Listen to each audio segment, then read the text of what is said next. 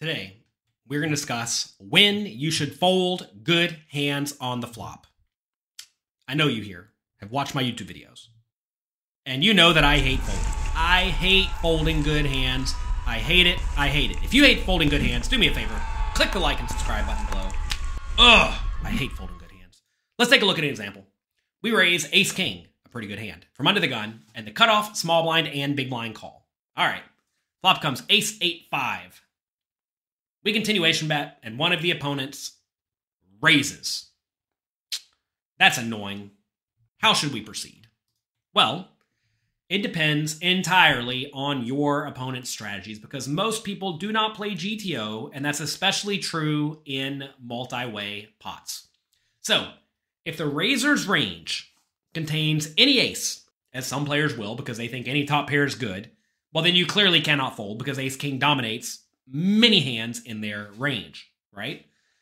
If the raiser, however, will only raise with two pair and better made hands, or occasionally a draw like open-ended straight draw, then you should just get out of the way. Why? Because you lose to two pair, and open-ended straight draws have a solid 40-ish% equity against you, right? So that is a spot where you should actually fold very, very early. Now, obviously, you don't know your opponent's strategy. This is why you really, really, really have to pay attention. You must pay attention to your opponents. Whenever you're playing poker, if the poker's here, don't be looking over here chatting with somebody. Don't be over here watching TV. You need to be paying attention to what your opponents are doing. Because if they bluff too often or overvalue too often, you just get to call down and win all the money, right? It's an easy game. But if you're not sure what they're doing, then it makes this a way more difficult spot because a lot of players will raise with stuff like backdoor straight flush draws or gut shots with a backdoor flush draw or top pair third kicker, right? And you're in great shape against all these hands. That said, most players in most games are reasonably honest and straightforward. They raise because they have a hand they want to try to build a big pot with. So what's that on ace-8-5? Well, it's going to be ace-8, ace-5, pocket eights, pocket fives, maybe ace-queen, maybe open-ended straight draw, maybe, right? So ace-king's a hand that's just okay in this scenario. Notice if you had a hand like ace-4 or ace with a bad kicker, obviously fold. Now, to be fair, you maybe shouldn't be betting the ace-4 on the ace-8-5, but if you did bet the ace-4 on the flop and you get raised, ditch it. Please. What most players do in that spot is they bet the ace-4, they call a raise, they check the turn, they call a bet, they check the river, they call a bet, and they're shown ace-8. Like, oh my god, how could I be beat? So unlucky, I had top pair. But realize, you were probably drawing thin from the beginning, and you're lucky you didn't spike an ace or a 4, because then you really would have lost a lot of money. Do not stick around too long. Folding early will save you a lot of trouble and probably a lot of money. You gotta realize, you will occasionally improve to two pair or trips. But most of the time you will not. Most of the time you will miss. And sometimes, when you improve to two pair or trips, you'll still lose. Because remember, ace-king on ace-8-5, what can you improve to? Well, you can spike another ace, but then you still lose to the sets and two pairs. You can spike a king, you still lose to sets, and your opponents may chicken out of putting all their money in with a hand like ace-5 or 8-5 suited, right? So, it's okay to get out of the way early. Now, not necessarily with ace-king on ace-8-5, but like ace-10 on ace-8-5? Yeah. It is worth noting, if your opponent will raise the flop kind of aggressively, but then only bet with the very good hands on the turn, calling the flop becomes way better, especially as you think their flop range is wider and wider and wider, right? Because what a lot of players will do is they'll raise the flop with any ace, then they'll check back all the marginal aces on the turn, or every hand worse than two pair on the turn, and only bet with two pair and better on the turn. Well, in that scenario, folding ace-king would be criminal on the flop, but then you can easily call flop, but then check turn, and then value bet the river and have them call you with their ace-queen, ace-jack, ace-10, and get full value, right? Or at least a pretty good amount of value. So that's a scenario where if your opponent will probably be straightforward on the turn, you definitely do not want to fold on the flop.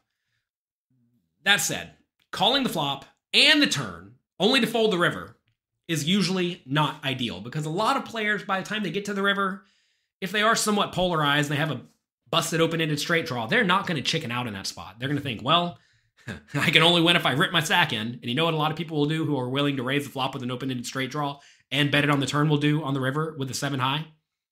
They'll bluff their stack in. And you can't go around calling flop and calling turn only to fold river because they're just losing a ton of money consistently, especially if your opponent's anywhere near decent and they're going to be blasting it with a good, strong, polarized range. So, look, I fully realize this is a dicey spot. There's not a clearly defined answer, and that annoys some people. They think that there must be a right answer in this spot, but it depends on your opponent's tendencies. And essentially what it amounts to is if they're overbluffing or overvaluing, don't fold, but realize people overvalue and bluff at different frequencies on each betting round because some people will raise a lot of stuff on the flop, but then be super straightforward on the turn. Some people will be very aggressive on the flop and the turn, but then really straightforward on the river. Some people just blast it all the way through. Some people only raise the nuts on the flop, right? And that's where you really have to pay attention and figure out what your opponents do incorrectly. As some general tips, though, in multi-way pots, as more and more players see the flop, odds are someone's going to flop a really good hand. And if it's not you, it's probably one of your opponents. Now, is ace-king a premium hand on ace-8-5 in a 7-way pot? It's probably good. If you bet and get called, you're probably good. But if you bet and get raised, the hand quickly shrivels up. So, in these very multi-way pots, you can bet for value/protection with your best hands, presuming your opponents are going to call with a lot of hands that you beat, and you're going to get lots of hands with some equity to fold. But when you face a raise, you need to be really quick to fold to aggression. Now you may say, but if I'm betting stuff like ace-king and then folding it to a raise, won't I be easy to run over? Maybe, yeah, but your opponents aren't going to run you over. And if you see they are running you over, stop folding, right? Because you're probably playing against people who are over bluffing. Also, don't forget, you have ace-8 suited in your range, ace-5 suited in your range, pocket 8s, pocket 5s, pocket aces. You actually have a decent amount of really strong hands in your range here, and you're not betting all that wide on ace-8-5 in a 7-way pot. You may be betting, what, like ace-queen and better? Maybe ace-jack and better? So you're not value betting all that wide to begin with, so you're folding out the bottom portion of your value range, which you very often should do. And then also, you're betting with high equity draws, like 7-6 with a backdoor flush draw, which you can bet and then call a raise, right? So your range is actually pretty well protected, assuming you're not betting too wide in a multi-way pot. And you definitely should not be continuation betting all that wide in a multi-way pot, especially if you're out of position. Also,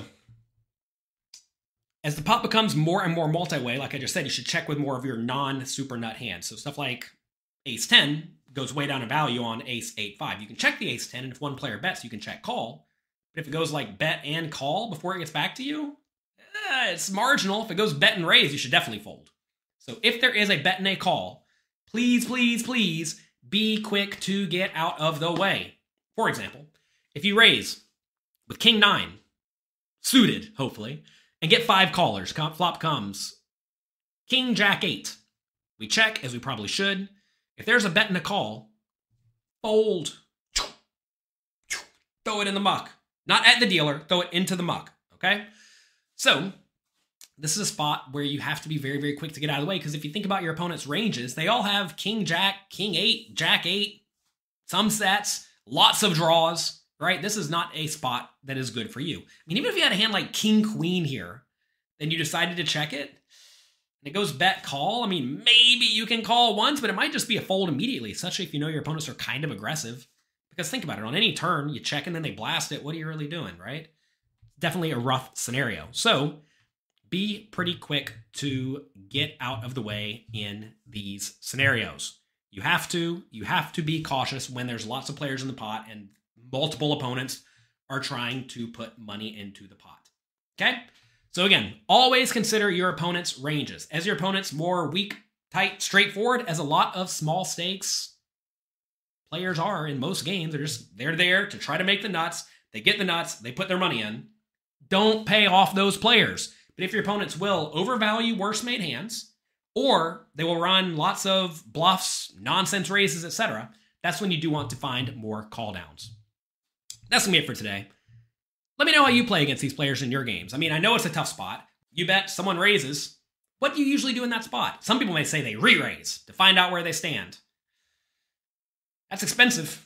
That's expensive. And you may not even find out where you stand, because some players will still rip it in on you with draws. I'm sure some people will say, no one rips it in with draws there. Well, some people do.